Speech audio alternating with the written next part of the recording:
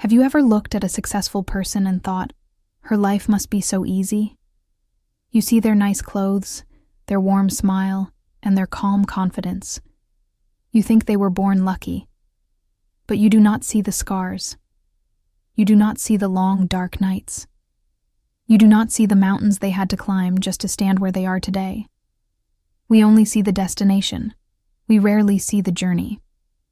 This is a story about the parts of a life that people usually hide. It is a story about survival. I would like to ask you, have you ever had to fight for your happiness? Please share your story in the comments.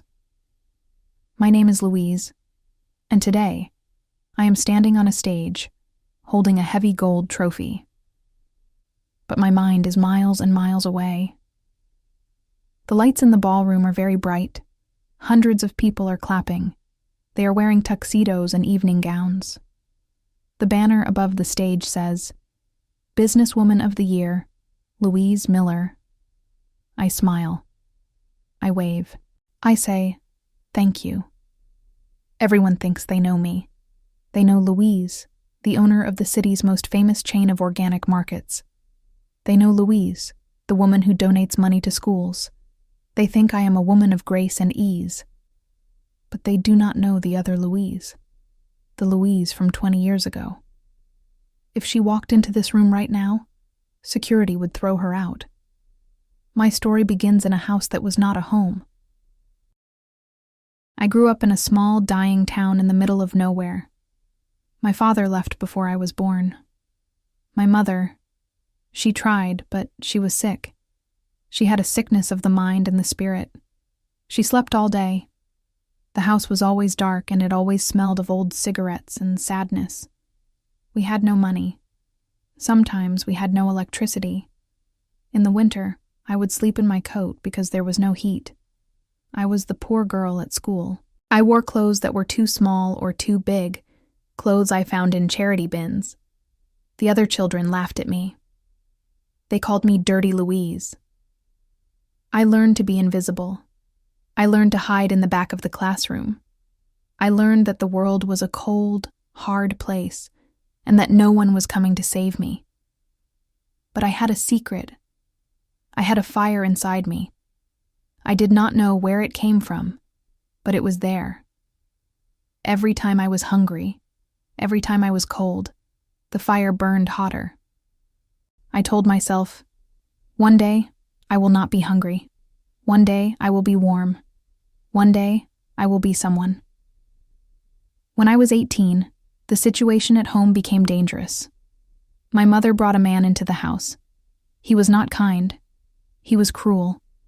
He looked at me with eyes that made me feel unsafe. I knew I had to leave. I could not stay there another night. I packed a small backpack. I had 2 t-shirts, 1 pair of jeans, and a book. I had saved money for 2 years, hiding coins in an old sock under my mattress. It was $43. That was my fortune. That was my future. I waited until the house was quiet. It was 3 a.m. I climbed out of my window. The night air was freezing. I walked 5 miles to the bus station. I did not look back at the dark house. I did not say goodbye. I bought a one-way ticket to the biggest city I could find on the map. The bus ride took 12 hours. I sat by the window, watching the fields and the towns pass by. I was terrified.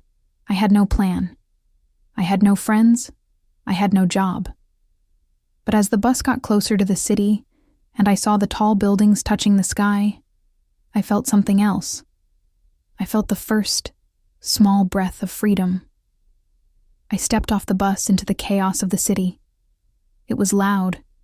It was crowded. It smelled of exhaust and food. I walked out of the station and stood on the sidewalk. I was just one small girl in a giant world. I counted my money. I had $12 left. $12 to build a life. I walked for hours. I was looking for a help wanted sign. Any sign. I went into restaurants, shops, hotels. I asked, "Do you need help? I can clean. I can carry things. I can work hard." But they all looked at my old clothes, my messy hair, my desperate eyes, and they all said, no. By the evening, my feet were bleeding. I was starving. I had not eaten all day. It started to rain, a cold, hard rain. I found a small park. I sat on a wet bench, shivering. I watched people walking by with their umbrellas, going home to their warm dinners. I felt the tears coming. I thought, maybe I made a mistake. Maybe I cannot do this. Then I saw it. Across the street, there was a small, bright bakery. The lights were on. It looked warm. And in the window, there was a small handwritten sign. It did not say, "Help wanted." It said, "Dishwasher needed for night shift. Immediate start." I wiped my tears. I stood up. I crossed the street. I pushed open the door. The smell of warm bread hit me like a hug. An older man with a big white mustache was behind the counter. He looked up. He saw a wet, shaking girl with a backpack. "I can wash dishes," I said, my voice trembling. "I can start right now. Please." He looked at me for a long moment. He didn't ask for a resume. He didn't ask for my address. He just saw the hunger in my eyes. He pointed to the back. "Aprons are on the hook," he said. "The water is hot. Get to work." That first night in the bakery was the hardest and the best night of my life. I washed dishes for 8 hours straight. The water was scalding hot, and the soap stung my cracked hands. My back ached from standing. But I didn't care. For the first time in my life, I was safe. The bakery was warm. It smelled of yeast, sugar, and comfort. It smelled like a home should smell. Mr. Giuseppe, the owner, was a gruff man with a big white mustache. He didn't talk much. He just worked. He moved around the kitchen with a rhythm, kneading dough, checking ovens, glazing pastries. It was like watching a dance. When the sun came up, the shift was over. Mr. Giuseppe handed me $30 in cash. "Good work," he grunted. "Come back tonight." I took the money. It felt heavy in my hand. It was real. But then, a wave of panic hit me.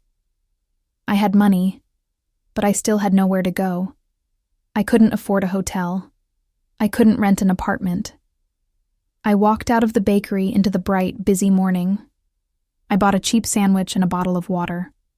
I spent the day sitting in the public library, pretending to read books so I could stay warm and sleep a little in the chair. That became my life for 3 months. I was a ghost. By day, I slept in the library or on park benches. By night, I washed dishes in the bakery. I was exhausted. My bones felt like lead. But I was saving every penny. I hid my money in a hollow space inside my hairbrush. It was my secret treasure. But I had another secret. A bigger one. Every night, while I scrubbed the pots and pans, I watched Mr. Giuseppe. I watched how he measured the flour. I watched how he mixed the water and the yeast. I watched how he treated the dough, not like a thing, but like a living creature. He was gentle with it. I memorized his recipes. In my head, I wasn't washing dishes. I was baking. I imagined the feeling of the soft dough in my hands. I imagined the smell of the bread rising. It was a dream that kept me awake when I was ready to collapse. One rainy Tuesday night, everything changed. The bakery was busy. We had a huge order for a morning event at a local hotel. Hundreds of croissants, muffins, and loaves of bread. But Mr. Giuseppe was alone. His assistant baker had called in sick. Mr. Giuseppe was frantic. He was running from the mixer to the oven to the prep table. He was sweating. He looked like he was going to have a heart attack. He dropped a tray of unbaked croissants on the floor. "Mamma mia!" he shouted, throwing his hands in the air. "It is impossible. I cannot do this alone. We will lose the contract." He sat down on a stool, his head in his hands. He looked defeated. I was at the sink, my hands deep in soapy water. I looked at the clock. 3 a.m. The delivery was at 6 a.m. I looked at the old man who had given me a job when no one else would. I knew I couldn't just watch him fail. I dried my hands on my apron. I walked over to him. "Mr. Giuseppe," I said softly. He looked up, his eyes red. "What? What do you want, girl? Go back to the dishes." "I can help," I said. He laughed a short, bitter laugh. "You? You are a dishwasher. You know how to scrub, not how to bake. Baking is an art. It takes years." "I have been watching you," I said, my voice steady. "Every night for 3 months. I know the recipe for the sourdough. I know how long to knead the brioche. I know the oven temperature for the muffins. Please, let me try." He looked at me. He saw the fire in my eyes. He saw the same hunger he had seen the first night. He looked at the clock. He had no choice. "Wash your hands," he said. Again. "Scrub them like a surgeon." I scrubbed my hands until they were pink. I put on a clean white apron. It was too big for me, but I tied it tight. I walked to the prep table. There was a giant bowl of flour and water waiting. I put my hands into the mixture. It was magic. The moment my skin touched the dough, the world stopped. I wasn't the poor girl from the dark house anymore. I wasn't the homeless girl sleeping in the library. I was a creator. I knew exactly what to do. My hands moved instinctively. I kneaded the dough, feeling it change from a sticky mess to a smooth, elastic ball. It felt alive. It felt like I was holding a heartbeat. Mr. Giuseppe watched me. At first, he was nervous. He hovered over my shoulder. "Gently, gently," he would say. But then, he stopped speaking. He stepped back. He watched my hands shape the loaves. He watched me braid the challah bread. He saw that I wasn't just copying him. I was feeling it. We worked in silence for 3 hours. It was a beautiful, rhythmic silence. The only sounds were the hum of the oven and the slap of dough on the wooden table. We were a team. We finished the order at 5:55 a.m. The bakery was filled with the golden, sweet smell of fresh bread. It was the smell of victory. Mr. Giuseppe packed the last box. He wiped his forehead with a towel. He looked at the mountain of bread we had made. Then he looked at me. I was covered in flour. My face was white. My eyelashes were white. I was exhausted, but I was smiling. A real smile. "You," he said, pointing a floury finger at me. "You are not a dishwasher." I looked down at my shoes. "I know," I whispered. "You are a baker," he said. His voice was serious. "You have the touch. It is a gift. You cannot learn that. You are born with it." He went to the cash register. He took out money. Much more than my usual $30. He put it in my hand. "Go," he said. "Get some sleep. But tonight, do not come back to the sink." My heart stopped. Was he firing me? "Tonight," he said, a small smile appearing under his mustache. "You come to the prep table. You are my new apprentice. I will teach you everything. And Louise?" "Yes, sir?" "Stop sleeping in the library. It is not safe." I froze. How did you know?" "I have eyes," he said gently. "There is a small room upstairs. It is full of old boxes, but it has a bed. It is yours. It is part of the pay." I started to cry. I stood there in the middle of the flowery kitchen, and I sobbed. I had a job. I had a future. And for the first time since I climbed out of my window, I had a home. The little room above the bakery became my first real home. It was dusty and small, but to me, it was a palace. I bought a soft yellow blanket. I put a small flower in a jar on the window. I finally had a key to a door that I could lock. I was safe. For 5 years, my life was flour, sugar, and heat. Mr. Giuseppe taught me everything. He didn't just teach me recipes. He taught me the science of food. He taught me how the weather changes the dough. He taught me how to choose the best apples, the sweetest strawberries. He taught me that good food is a language of love. "Louise," he would say, his hands covered in white flour, "when you bake for someone, you are giving them a piece of your heart. Never bake when you are angry. The bread will taste sour." He became the father I never had. He was grumpy sometimes, and he shouted when I burned the cookies, but his eyes were always kind. We ate dinner together every night in the quiet kitchen after the shop closed. He told me stories about Italy. I told him, well, I didn't tell him much about my past. The darkness was still too close, but he knew. He saw the scars on my soul, and he healed them with patience and warm bread. Then, the winter came that changed everything. Mr. Giuseppe got sick. It started with a cough that wouldn't go away. Then, he got tired. The man who used to dance around the kitchen could barely lift a sack of flour. I took over more and more of the work. I ran the kitchen. I managed the orders. I opened the shop in the morning and closed it at night. I was doing it all for him. I wanted him to rest. I wanted him to get better. But he didn't get better. One cold morning in February, he didn't come downstairs. I went up to his apartment. He was in his bed, looking very small and very peaceful. He had passed away in his sleep. I was devastated. I felt the same terror I had felt on the bus ride to the city. I was alone again. The anchor of my life was gone. At his funeral, it was just me and a few old customers. It was a quiet goodbye to a great man. A week later, a lawyer came to the bakery. He gave me a letter. It was Mr. Giuseppe's will. He had left the bakery to me. The building, the ovens, the recipes, everything. "To Louise," the will said. "The daughter of my heart, keep the fire burning." I was a business owner. I was 23 years old.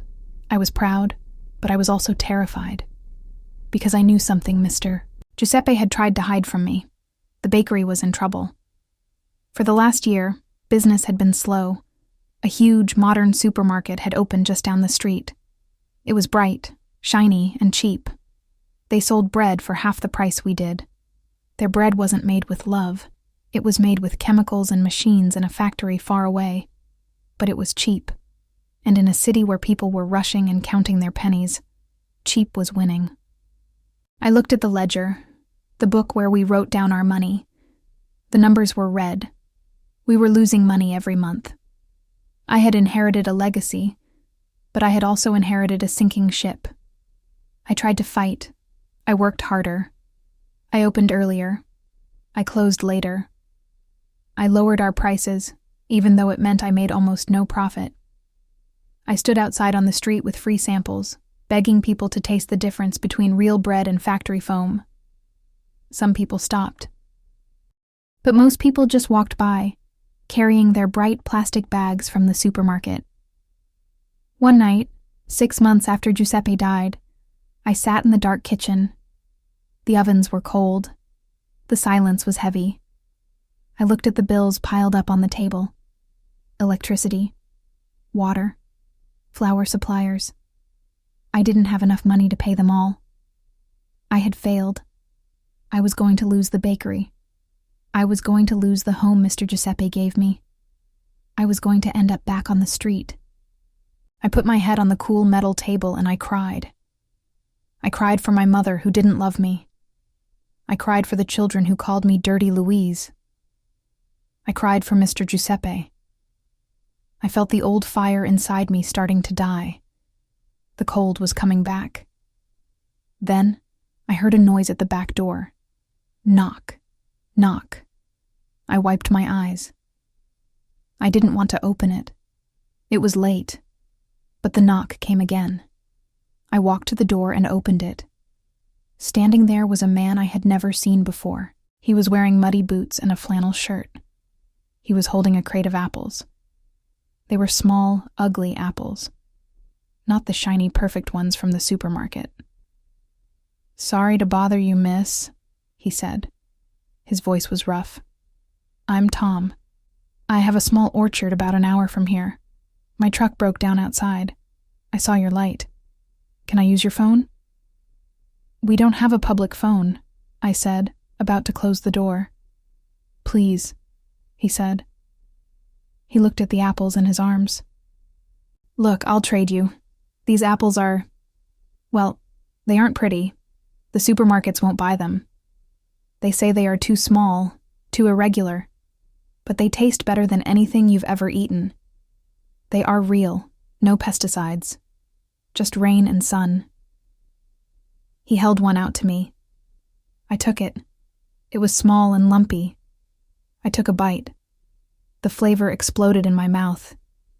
It was sweet, tart, and crisp. It tasted like memories. It tasted like the wild berries I used to find near my old house when I was a child. It tasted real. It was 1,000 times better than the shiny, wax-covered apples in the supermarket. "These are amazing," I whispered. "I know," Tom sighed. "But nobody wants real anymore. They want perfect. They want cheap. I'm going to lose my farm if I can't sell them." I looked at Tom. I saw the same desperation in his eyes that I saw in the mirror every morning. He was fighting a giant just like me. He had a good product, but the world didn't value it. And then, in that dark alley, with the taste of the apple in my mouth, the fire inside me didn't just come back. It roared. I realized I had been fighting the wrong war. I was trying to compete with the supermarket by being like them. I was trying to be cheap. I was trying to be fast. But I couldn't beat a machine at being a machine. I had to be something else. "Tom," I said, "come inside. Call your mechanic. And then, tell me everything about your farm." That night, we sat in the kitchen until sunrise. Tom told me about other farmers he knew. A woman who made goat cheese that was too strong for the supermarket. A man who grew carrots that were crooked but sweet as candy. All of them were struggling. All of them were being pushed out by the big factories. I saw the path. It was risky. It was crazy. But it was the only way. "I have an idea," I told Tom as the sun came up. "I'm going to close the bakery." He looked shocked. "What? Why?" "I'm going to close it," I said, standing up, feeling the energy surge through me. "And I'm going to reopen it as something else. Not just a bakery, a market, a place for real food. I will buy your ugly apples. I will buy the strong cheese. I will bake bread with local grain. We won't compete on price. We will compete on truth. We will tell the customers, this apple is ugly because it is natural. This bread costs more because it was made by human hands." "It's a big risk, Louise," Tom warned. "People want cheap." "Some people do," I said. "But I think there are people who are hungry for something real. People who are tired of plastic food." I was starving my whole life, Tom. I know what hunger feels like, and I know what feeds the soul. "I used the last of the money, mister. Giuseppe left me. I didn't pay the electric bill. I gambled everything. I painted the front of the shop. I changed the sign. It didn't say Giuseppe's Bakery anymore. It said, The Real Food Market. I didn't know if anyone would come. I didn't know if they would pay $3 for an apple, but I knew I couldn't go down without a fight. I wasn't just fighting for a business. I was fighting for a way of life. The morning we opened the Real Food Market, I was terrified. The shop looked nothing like the clean, sterile supermarket down the street. Our shelves were made of old wood Tom had found in his barn. The baskets were full of carrots with dirt still on them, cheeses wrapped in simple paper, and bread that was crusty and dark, not soft and white. It looked messy. It looked real. I stood behind the counter wearing my white apron. Tom was by the door. We waited. For the first hour, no one came. People walked by, looked in the window at the strange, lumpy vegetables, and kept walking. My heart sank. I thought, I have made a terrible mistake. I have lost everything. Then, an old woman walked in. She looked grumpy. She walked over to a basket of tomatoes. They were not round and red like balls. They were strange shapes, some green, some purple. "These look terrible," she said, poking one with her finger. "Why are they so expensive?" My throat was dry. This was the moment. I picked up a knife. I took one of the ugly tomatoes and sliced it. The smell of fresh summer hit the air instantly. It was sweet and earthy. "Please," I said, handing her a slice. "Just taste it." She looked at me suspiciously, but she took it. She put it in her mouth. She chewed slowly. Then she stopped. She closed her eyes. A look of pure memory washed over her face. "Oh," she whispered. "My father used to grow these. I haven't tasted this since 1955. She bought 2 kilos. She told her neighbor. Her neighbor told her daughter. By noon, the shop was full. It wasn't full of people rushing to buy cheap food. It was full of people talking. They were asking Tom about his trees. They were asking the cheese lady about her goats. They were tasting the bread and smiling. We weren't just selling calories. We were selling connection. We were selling the truth. That first day, we sold everything. Every ugly apple. Every lumpy potato. I counted the money in the register. It was enough to pay the electricity. It was enough to buy more flour. We had survived. Over the next few years, the real food movement grew. People were tired of fake things. They wanted to know where their food came from. My small shop became 2 shops, then 5, then 10. I went to other dying towns like the one I grew up in, and I opened markets there. I hired people who were struggling. I hired the invisible people, just like Mr. Giuseppe had hired me. Tom and I became partners in business and in life. We built a house near his orchard. It is a warm house, full of light and the smell of baking bread. We have 2 children. They have never known hunger. They have never been cold. But I teach them every day that the best things in life are not the shiny ones. They are the real ones.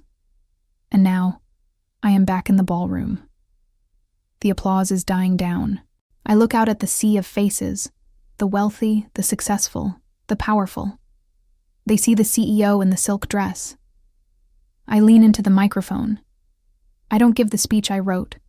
I don't talk about profit margins or growth strategies. "Thank you," I say. This trophy is heavy, but it is not as heavy as a tray of dirty dishes at 3 a.m. The room goes quiet. "You see me standing here," I continue, my voice strong. "You see the success, but you don't see the girl who slept in a library because she had nowhere to go. You don't see the girl who was called Dirty Louise. You don't see the fear of holding a disconnection notice for the electricity." I look at Tom, sitting in the front row. He is wearing a tuxedo, but his hands are still rough from the farm. He smiles at me. "I am not a genius," I say. "I am a survivor. I stand here tonight for every person who is hungry, for every person who thinks they are invisible, for every person who has been told they are not good enough because they don't look perfect." I lift the trophy high. Success is not about how high you climb. It is about how hard you fight to get up when you are knocked down. It is about finding the beauty in the ugly apple. It is about staying real in a world that wants you to be fake. "My name is Louise," I finish, "and I am a baker." I walk off the stage.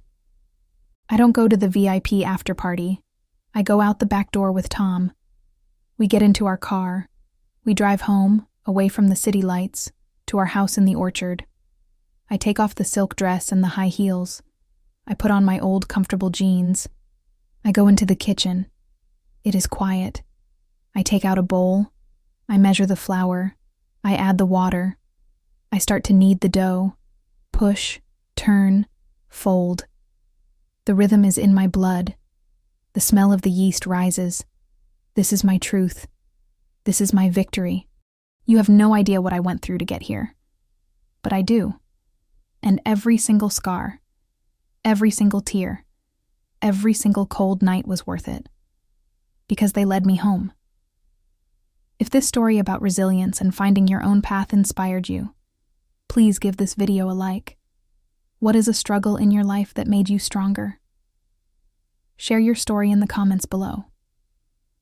For more inspiring English stories about real life and success, please be sure to follow our channel.